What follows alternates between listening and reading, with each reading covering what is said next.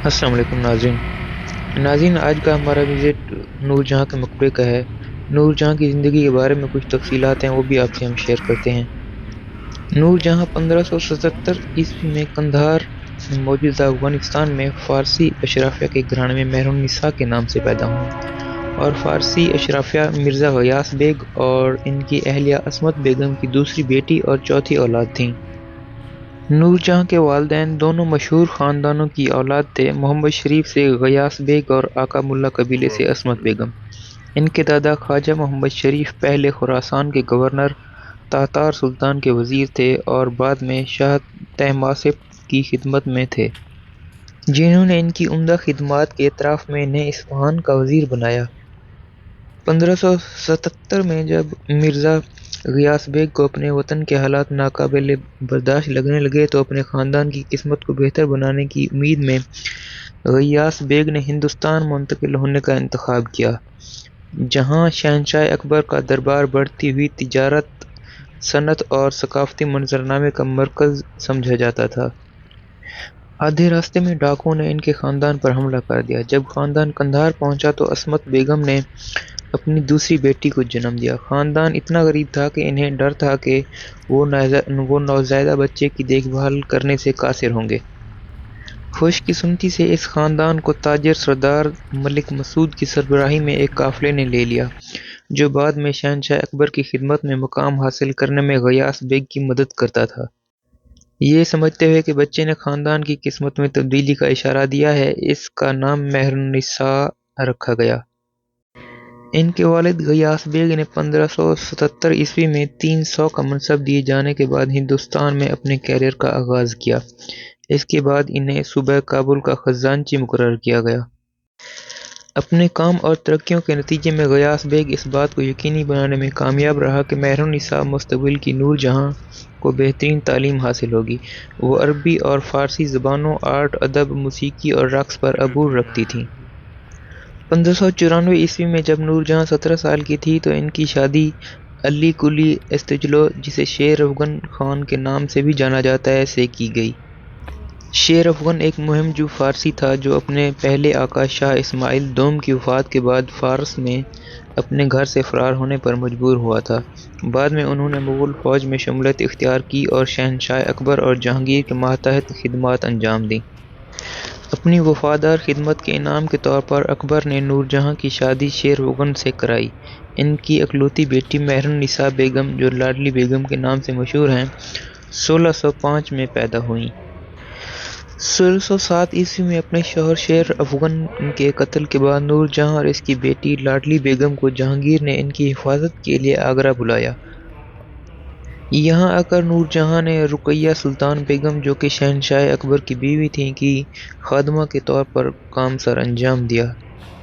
رقیہ کی دیکھ بھال میں ہی نور جہاں اپنے والدین کے ساتھ وقت گزارنے اور کبھی کبھار ان اپارٹمنٹس کا دورہ کرنے کے قابل ہوئی جہاں شہنشاہ کی عورتیں رہتی تھیں۔ نور جہاں نے 4 سال تک رقیہ بیگم کے لیے خدمات سر انجام دیں۔ نور جہاں اور رقیہ کے درمیان جو رشتہ پروان چڑھا وہ انتہائی نرم دکھائی دیتا ہے۔ رقیہ بیگم مہر النساء یعنی نور جہاں سے دوسری عورتوں سے زیادہ پیار کرتی تھیں اور ہمیشہ وہ انہیں اپنے ساتھ رکھتی تھیں۔ نور جہاں اور جہانگیر صدیوں سے بہت دلچسپی کا موضوع رہے ہیں اور ان کے تعلقات کے بارے میں بے شمار افسانے اور کہانیاں موجود ہیں۔ بہت سی کہانیوں میں نور جہاں اور شہنشاہ جہانگیر کے درمیان 1594 میں نور جہاں کی پہلی شادی سے پہلے ابتدائی محبت کا الزام لگایا گیا ہے، لیکن شہنشاہ اکبر نے ان کے تعلقات کو روک دیا تھا اور نور جہاں کی شادی شیر افغن سے کرا دی تھی۔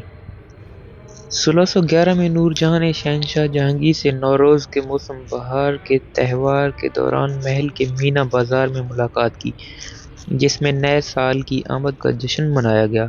جہانگیر نے فوری طور پر شادی کی اور اسی سال 25 مئی 1020 ہجری 1611 کو ان کی شادی ہو گئی۔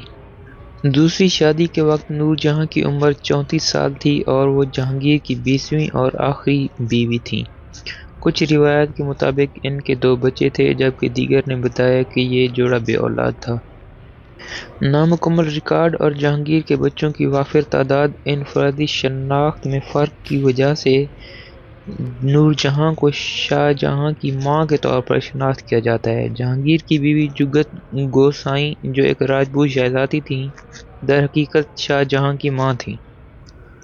1611 میں ان کی شادی کے بعد جہانگیر نے انہیں نور محل اور 5 سال بعد 1616 میں نور جہاں کا لقب دیا۔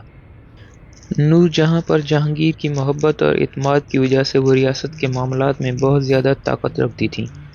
جہانگیر کی افیون اور شراب کی لت نے نور جہاں کے لیے اپنا اثر و رسوخ بڑھانا آسان بنا دیا۔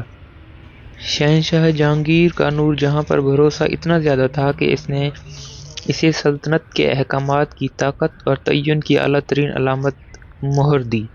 اس کی شاہی مہر، جس کا مطلب یہ تھا کہ کسی بھی دستاویز یا حکم کو قانونی جواز حاصل کرنے سے پہلے اس کا مطالعہ اور رضامندی ضروری تھی۔ چاندی کے روپے کا سکہ جہانگیر کے ماتحت بنایا گیا تھا جس کا نام نور جہاں تھا۔ نور جہاں کو شکار کا بہت شوق تھا اور وہ اکثر اپنے شوہر کے ساتھ شکار کے دوروں پر جایا کرتی تھیں اور وحشی شیروں کے شکار میں اپنی دلیری کے لیے جانی جاتی تھیں۔ بتایا جاتا ہے کہ اس نے ایک شکار کے دوران 6 گولیوں سے 4 شیروں کو ہلاک کیا تھا۔ نور جہاں اپنے شوہر کی غیر موجودگی میں سلطنت کی سرحدوں کا دفاع کیا اور 28 اکتوبر 1627 کو جہانگیر کی وفات سے قبل خاندانی جھگڑوں، باغی بغاوتوں اور جانشینی کی جنگ کا مقابلہ کیا۔ 1626 میں شہنشاہ جہانگیر کو باغیوں نے اس وقت گرفتار کر لیا جب وہ کشمیر جا رہے تھے۔ باغی رہنما محبت خان نے جہانگیر کے خلاف بغاوت کی تھی۔